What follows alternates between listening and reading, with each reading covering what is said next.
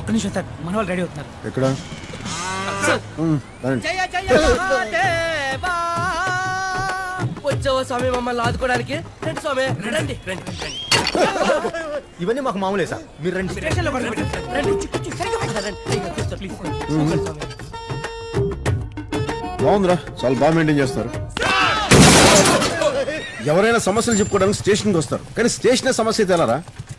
అయినా ఇప్పుడు మనం కూర్చోడానికి ఒక కుర్చీ కావాలి, దాన్ని పెట్టడానికి ఒక మంచి ప్లేస్ కావాలి. అవును సార్. వావ్, అదే చలో రే చలో రే చల్ చలో రే చల్ రే చల్.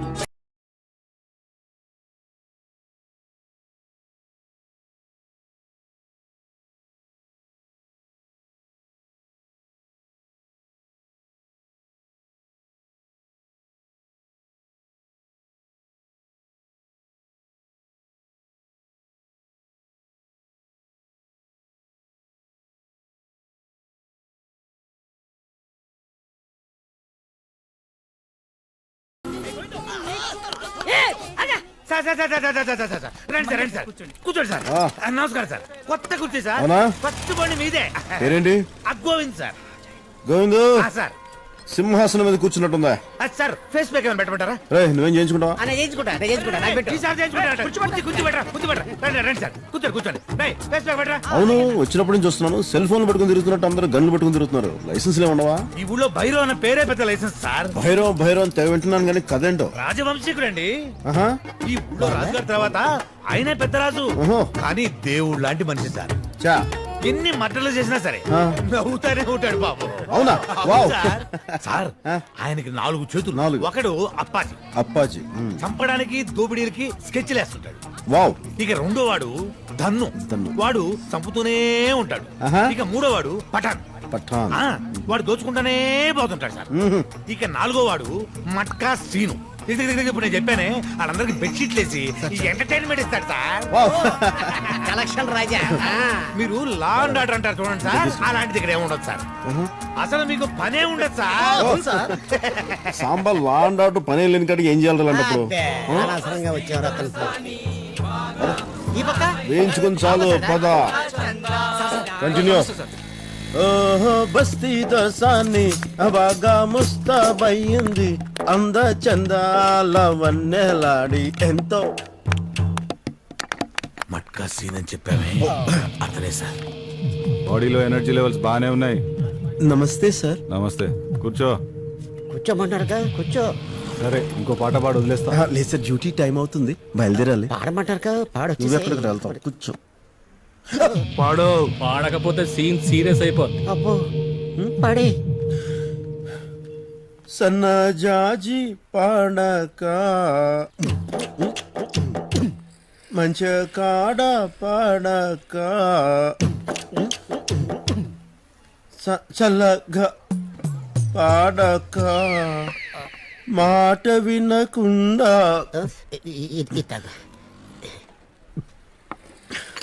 మాట విన భయంతో నోట్లో నుంచి ఉత్త గాలి వస్తుంది. పాడకపోతే గన్లోంచి బుల్లెట్లు వస్తాయి.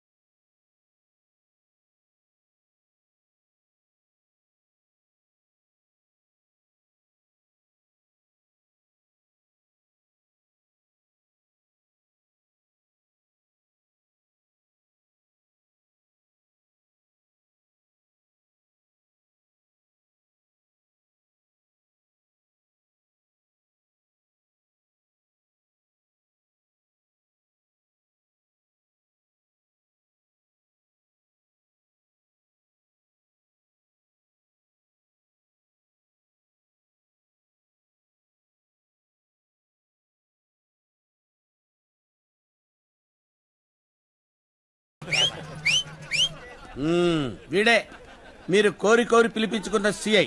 రే సాంబా, నా గుండంకులు 100 రూపాయలు ఇచ్చారు తెలుసా? మడిచి జేబులో పెట్టి పాట అదరగొట్టిండు. జహాపన 10 నిమిషాల్లో అతను ప్యాలెస్ లో ఉండాలి. పిలిపించమంటారా? పిలుచుకురా.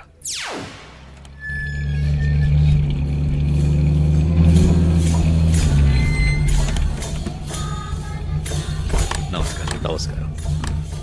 మున్షీరా, వీళ్ళని లోపలికి తీసుకెళ్ళండి.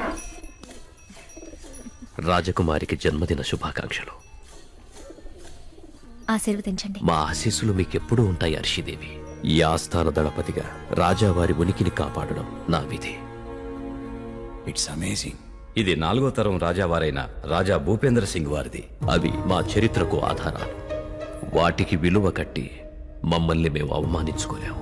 మీరే చెప్పండి. एक्शन के बाद फाइनल फिगर तय करेंगे. अभी आप 85 लाख एडवांस ले लीजिए. Hello Arshi darling, a very very happy birthday to you. ఈ మేనత్త నీకిస్తున్న బర్త్డే గిఫ్ట్ ఏంటో తెలుసా? రాజా విఘ్నేష్ చంద్రవర్మ. ఒకప్పుడు కోటగిరి సంస్థానాధీశులు. 1000 ఎకరాల మాగాణుంది. కోర్టులో ఉందనుకో, వచ్చేస్తుంది. అర్షి, నాన్నగారి ట్రస్ట్ కోసం ఇలా జ్ఞాపకాల్ని అమ్ముకుంటూ పోతే ఎలా? మిస్టర్ వర్మ, అర్షి, మర్యాదగా బయటికి నడవండి. నువ్వు వాళ్ళని కాదు, నన్ను ఇన్సల్ట్ చేస్తున్నావు. గీతాదేవి గారు, మా రాకుమారికి ఎలాంటి వరుడు కావాలో మాకు తెలుసు. మా ఇంటి విషయాల్లో జోక్యం చేసుకోవడానికి మీరెవరు? తప్పుడు బంధానికి పుట్టిన వాళ్ళ నాన్నగారికి పుట్టారన్న ఒకే ఒక్క కారణంతో రాజావారు 10% వాటా మీకిచ్చారు. మీకు మొత్తం కావాలి.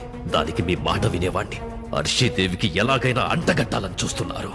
అది ఈ హరినారాయణ ఒంటిలో ఊపిరుండగా జరగదు. మన వాటా తీసుకుని బయలుదేరు. మీరు తీసుకోమంటే తీసుకోవడమే. ఏంటయ్యా ఇది? వీళ్ళ ఆటలు కట్టించే వజ్రం లాంటి వరుణ్ణి రాకుమారికి తీసుకురావాలి.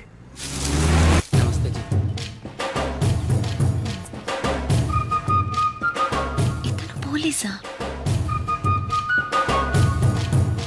హలో, అది రాయల్ ఎంట్రీ మాలాంటి వాళ్ళ కోసం, ఇది కామన్ ఎంట్రీ మీలాంటి వాళ్ళ కోసం. రారా. ఏంటి ఇదంతా? ఇవాళ మా యువరాణి గారి పుట్టినరోజు, వస్త్రదానం చేస్తున్నారు. ఆవిడ స్వయంగా? అవును. చౌహాన్జీ, నాకు చిన్నప్పటి నుంచి రాజులు రావడం చూడాలి చాలా పిచ్చి కోరికండి. ఒకసారి నేను చూసేస్తానండి ప్లీజ్ అండి, ప్లీజ్ అండి. ఒకసారి నేను చూసేస్తానంటే ఒప్పుకుంటారా? కాల్చి పడేస్తారు. రావయ్యా. ఈవిడ ప్రిన్సెస్. అందరూ భోంచేసి వెళ్ళండి. కొంచెం వయసు ఎక్కువ అనుకుంటా. పోలే, మంచి పని చేస్తారుగా. చూడటం అయిపోయిందా? అయిపోయిందండి. ప్రిన్సెస్ గారు కూడా దాదాపు మీ ఏజ్ అనుకుంటా. జస్ట్ 1 year చిన్నది. అయినా this is none of your business man. Come on come on I say. నువ్వు ఇస్తుండు, నేను ఇప్పుడే వస్తాను. బైరాన్ సింగ్ ని ఎదిరించే పోలీస్ ఆఫీసర్ని పంపించమని రిక్వెస్ట్ చేశాను. మీరిలాంటి మనిషిని పంపిస్తారని నేను ఊహించలేదు. వాడు ముందు అలాగే ఉంటాడండి. చేయించు. తప్పు మాదేనండి. చనిపోయిన వ్యవస్థలో ప్రాణాలు వెతుకుతున్నాం. కళ్ళదోడు కళ్ళదోడు. క్షమించండి. నమస్తే. న్యాయాన్నిటూ కాపాడలేరు, కనీసం మర్యాదనైనా కాపాడుకోండి. ఈ మాట చెప్పడానికి నన్ను రమ్మంటా? ఈ మాట చెప్పడానికా నన్ను తెమ్మంట? శేఖర్ సింగ్, అంకుల్, డిక్కీలో పార్సెల్స్ ఉన్నాయి, తీసుకురా. నేనా అంకుల్? నువ్వే. నేను వచ్చేదాకా నువ్వు ఇక్కడే ఉండు. సర్లే వెళ్ళు.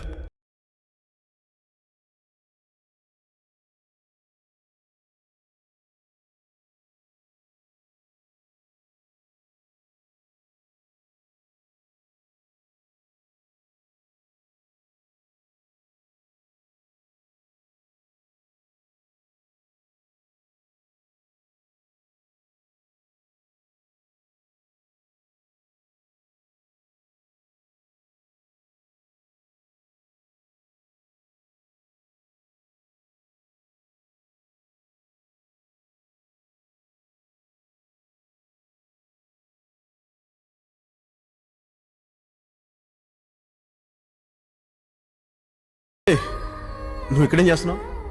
ఆ రోజు పేరు చెప్పకుండా పారిపోయావు. పేరేంటి? నిన్నే. పేరేంటి? నా పేరు పేరు నా పేరు పేరు చెప్పు. చెప్పు.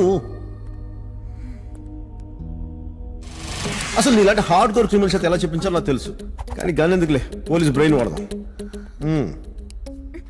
చేతిలో బ్రష్, మెత్తటి సుకుమారమైన చేతులు. మెత్తగా ఉన్నారు. అబ్బే ఆయకసం చేసే ఒళ్ళు కాదు. మరి నువ్వు ఇక్కడ ఎందుకున్నట్టు? ఇక్కడ నువ్వు ఎందుకున్నట్టు? నువ్వు నన్ను ఫాలో అవుతున్నావు కదా?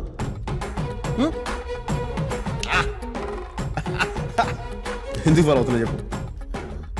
నీ చేతి కంటే పసుపుని చూస్తే నువ్వు వస్త్రదానం దగ్గర ఉన్నావు కదా, అంటే నువ్వు ప్రిన్సెస్ ప్రధాన చెలికత్వం ఉండాలి. Right? Oh what an analysis. బాధపడకు, మెహూనా. నీ ఒంటరి బతికి ఎలా ఉంటుందని నన్ను అడుగు. నేను అదే ఒంటరితనంతో బాధపడుతున్నాను. మన ఇద్దరం ఒకటే పడవ మీద ప్రయాణిస్తున్నాం. నేను నీకు లైఫ్ ఇస్తాను, హ్యాపీగా వాడుకో, యూజ్ చేసుకో, పెళ్లి కూడా చేసుకో. కానీ నన్ను మటుకు బాగా చూసుకో. ఇంకా ముందుకెళ్ళబోయే ముందు ఒక మాట నేర్చుకుందాం. ఐ లవ్ యూ నువ్వు చెప్తావు, నన్ను చెప్పమంటావు. చూడు, నాకు 40,000 శాలరీ, దాంట్లో సగం నీ మీదే ఖర్చు పెడతాను. సిగరెట్ అలవాటు కూడా లేదు. మరి నేను బాగా చూసుకుంటాను. నువ్వు వెంటనే చెప్పాల్సిన పని లేదు. టైం తీసుకో, ఆలోచించుకొని చెప్పు.